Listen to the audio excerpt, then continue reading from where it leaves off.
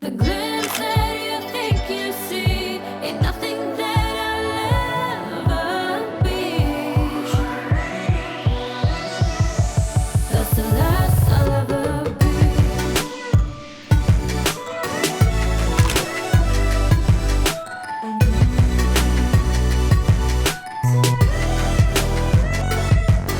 You really don't mind if you are wrong. You just need someone around. I'm holding you tight to my grip, a rebound that I found. I really don't care if you are mine. I'm just keeping you in the line. If you're new to cameras, today we're talking about sensor size. Sensor size determines how clean your images are, especially in low light, and determines how much depth of field that you have in your image.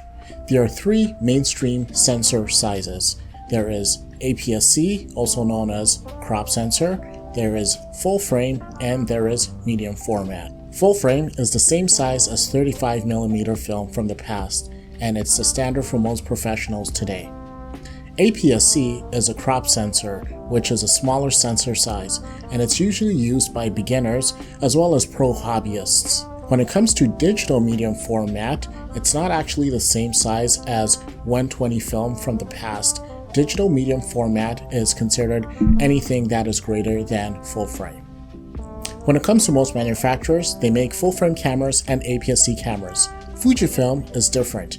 They make medium format cameras and APS-C cameras with no full frame cameras in their lineup. So today I want to see if you can tell the difference between professional APS-C cameras made by Fujifilm versus their professional GFX medium format cameras. So let's get into this comparison. While this is a comparison video, I'm not actually going to go through all of the specs because whatever you find in Fujifilm's medium format lineup, you can find something equivalent in the APS-C lineup. Today, I think this argument should be focused on three key areas. It is the price, the image quality, and the autofocus, because that's truly what's going to be different between both of these formats. Let's start off with price because this is the easiest part of the argument. APS-C is a lot smaller, which means it takes less raw materials to manufacture the bodies and the lenses, thus it is going to be much cheaper. Medium format, on the other hand, is quite the opposite. Cameras are larger, sensor sizes are larger, lenses contain a lot of glass, therefore it's going to be a lot more expensive. The second category is autofocus. Smaller sensors require less data processing, which means the autofocus can be a lot faster.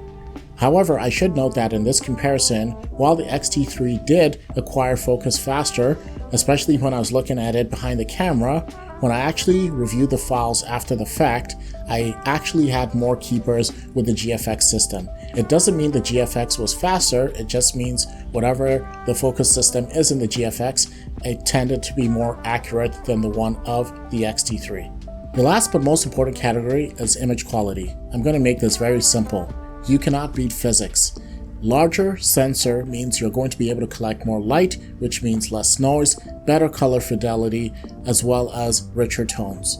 The GFX images are far superior than APS-C images and will perform a lot better in low light, will have much better dynamic range.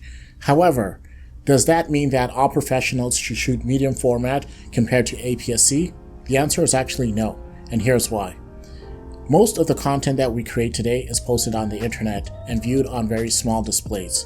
And so from afar, without pixel peeping and zooming into the images, the truth of the matter is you're not going to actually see much of a difference from afar, right? The only people that are going to appreciate the difference are us, photographers, who are going to take the raw file, pixel peep it to death, and look at the fine detail. That's where you're really going to see the magic of medium format. For myself, I appreciate that, and even though I know that my clients are not going to appreciate it, I find that the difference is satisfying for my soul, so I prefer to shoot medium format. However, if you are a professional, especially starting off, you can achieve quite similar looks as medium format if you choose the right lenses to get that depth of field. And once again, from afar, especially when posted online, you're not going to see much of a difference. So 99% of individuals should actually go for the crop sensor because There are lenses that can give you that depth of field, as well as the focusing is a lot faster, as well as you're going to have better margins for your business because the gear is a lot cheaper. For the 1% of fine art photographers, photographers who shoot in studio, photographers who shoot in controlled environments, landscape photographers, and individuals who appreciate dissecting their files and zooming in, all of you should jump into the medium format wave.